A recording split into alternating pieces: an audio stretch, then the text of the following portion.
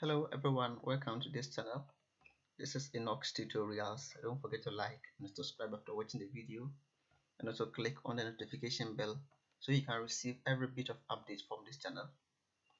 In today's lesson, we are going to look at the main functional groups in organic chemistry and example of compounds or organic compounds and the functional groups they possess.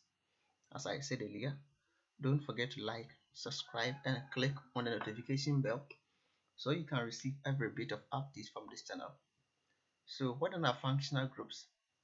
So when we say functional groups refer to a group of atoms, molecules, or even a moiety, or it can be a substituent in an organic compound that defines its chemical property.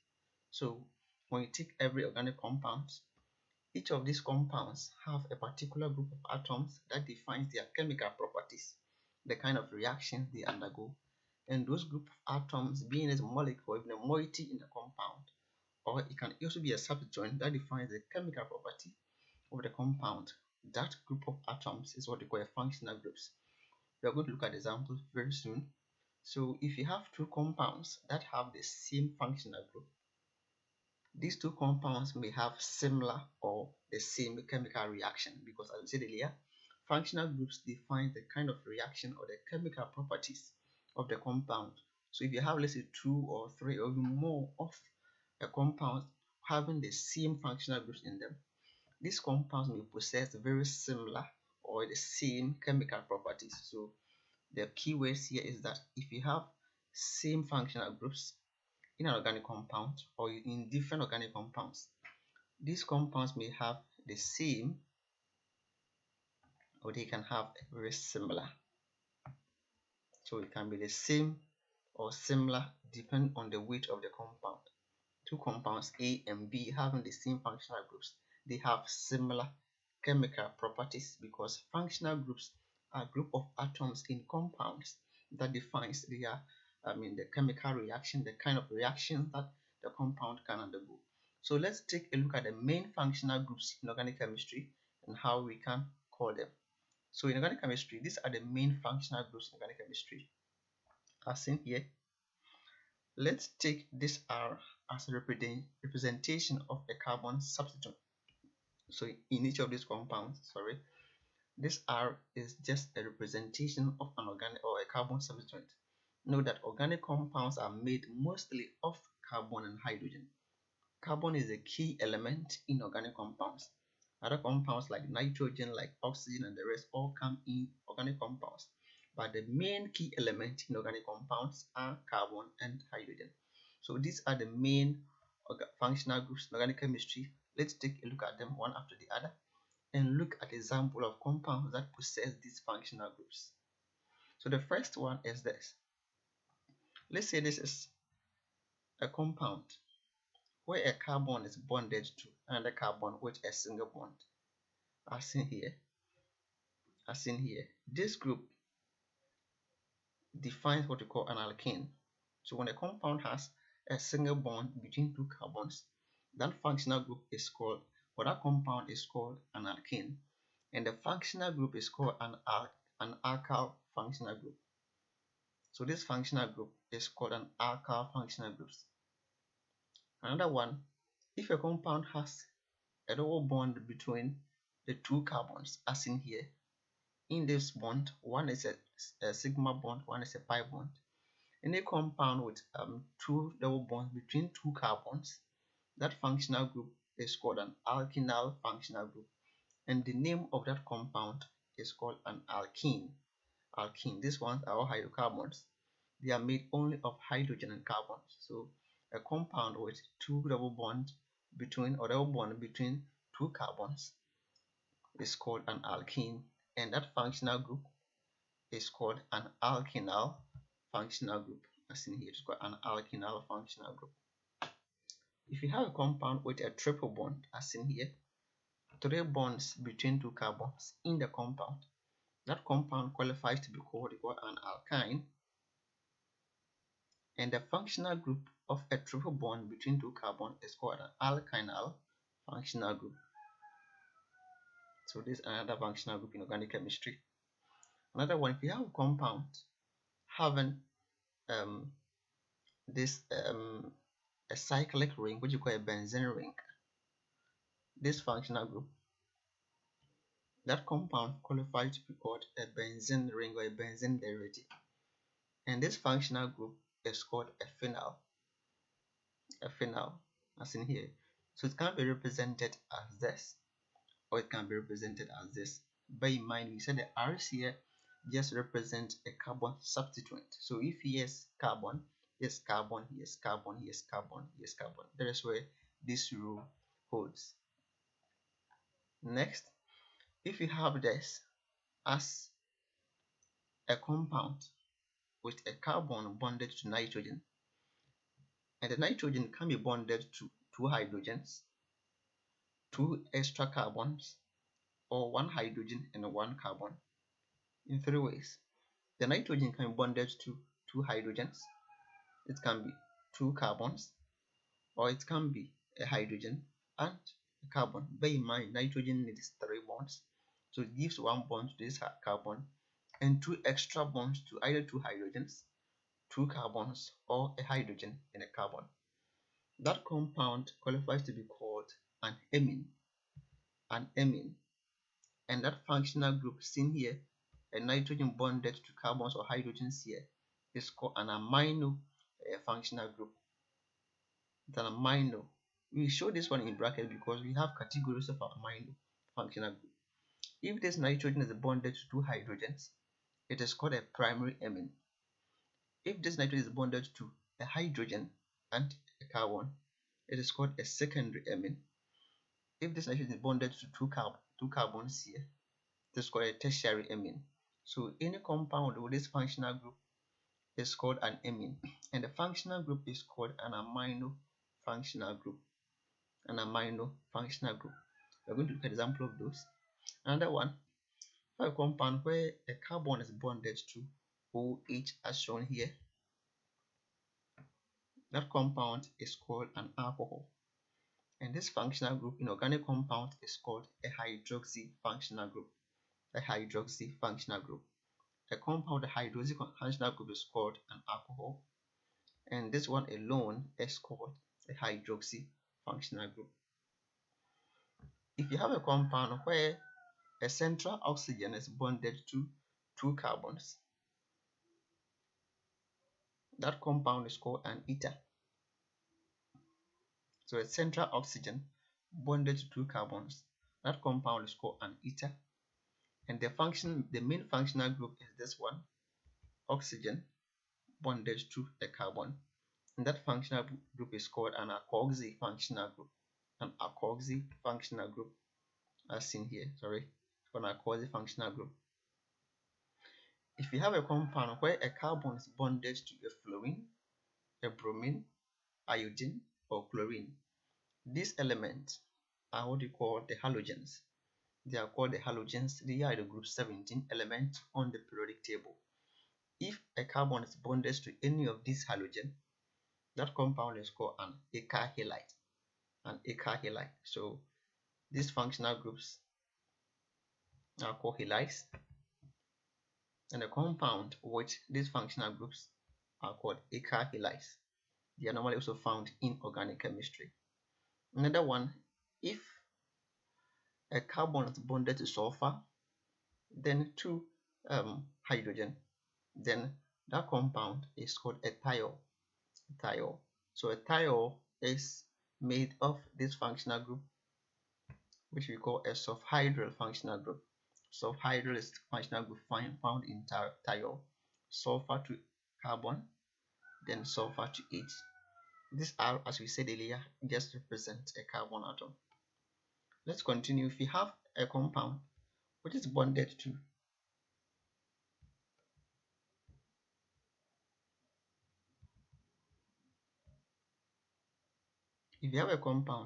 in which a central carbon is bonded to a carbon, a double bond to oxygen, and hydrogen as shown here, this compound is called an aldehyde. So aldehydes have this functional group, a carbon bonded to double bonded to oxygen and hydrogen. This carbon is called a carbonyl carbon, a carbonyl oxygen, and a carbonyl hydrogen. So aldehydes have central carbon bonded to one carbon, one hydrogen, and one oxygen. Different from ketones, ketones have a central carbon bonded to two carbons and one oxygen. So ketones have this functional group in them if these ones are carbons. Another one is an ester. An ester is an organic compound with this functional group. This functional group normally formed between the carboxylic acids and alcohol. So a central carbon is bonded to two oxygens, one single bond and one double bond, and another carbon. This functional group found in an organic compound qualifies the compound to be called an ester. Another one is what we call a carboxylic acid. So as in here, this is a carboxylic acid. Central carbon bonded to oxygen, double bonded to oxygen again. The difference is here. Here the singly bonded oxygen is bonded to a carbon again, but here the singly bonded oxygen is bonded to a hydrogen. Take note. So this one's a carboxylic acid, and this one is the ester. This carboxylic acid, and this is the ester.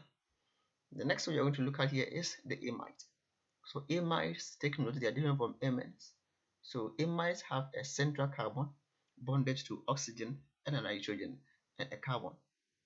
So here there's a nitrogen here. Here it's a nitrogen here. Here there is a hydroxy. Here there's an alkoxy. Bear in mind, there's an alkoxy. Here's a carbon. Here's hydrogen. Amides have nitrogen. So this functional group found in organic compound qualifies the compound to be called an amide. So these are the main functional groups in organic chemistry. Let's look at some example of those who are just summarized here. The main functional groups as described earlier, we can have an alkene, you can have an alkene, you have an alkyne, you have benzene, you can have an amine, you can have alcohols, you can have ether, you can have alkyl, you can have thiol, you can have aldehydes, you can have ketones, you can have esters, carboxylic acids, and amides. Those are the main functional groups in organic chemistry. So let's take some example of compounds that possess this functional group. So the first one is an alkene. So this is an alkene. This is a general structure where there is a double bond between the two carbons here. A typical example of such compound is this. So this is a typical compound that possesses an alkene functional group. You can have an alkyne. This is an example of compound with an alkyne functional group, as seen here with a triple bond. Another one is an aromatic ring or a phenyl. It's a compound with a phenyl functional group, as described earlier. This is a phenyl functional group as we described earlier, seen here. So this is an example of compound that possess phenyl functional group. The next one is an alkyl halide, as we described earlier. When carbon is bonded to any of the halogens, it is called an alkyl halide. So if it is just like this, it's a primary. If it is this, if it is secondary, if it is this, it is tertiary. Bear in mind, you can have an alcohol where a compound is bonded to a hydroxy group. A typical example of that compound is this. So this compound possesses a hydroxy group, so it is called an alcohol. Next, we're going to have an ether, where central oxygen is bonded to two carbons, as shown here. So methyl ether is having a central oxygen bonded to a methyl group and an ethyl group. The next one is a nitrile, which we didn't discuss earlier. A nitrile is a functional group or an organic compound in which a carbon is triple bonded to a nitrogen. So this is a triple bond or the functional group in a nitrile. So a triple bond to a nitrogen qualifies a compound to be called a nitrile, another functional group in organic chemistry. This is a typical example of such a compound. The next one is a nitro. Nitrogen is a compound, a carbon bonded to NO2. So NO2 is a nitro group in organic chemistry. Another one is a typical example of those. You can have an amine. You can have primary amine with one carbon, secondary with two, or tertiary with three.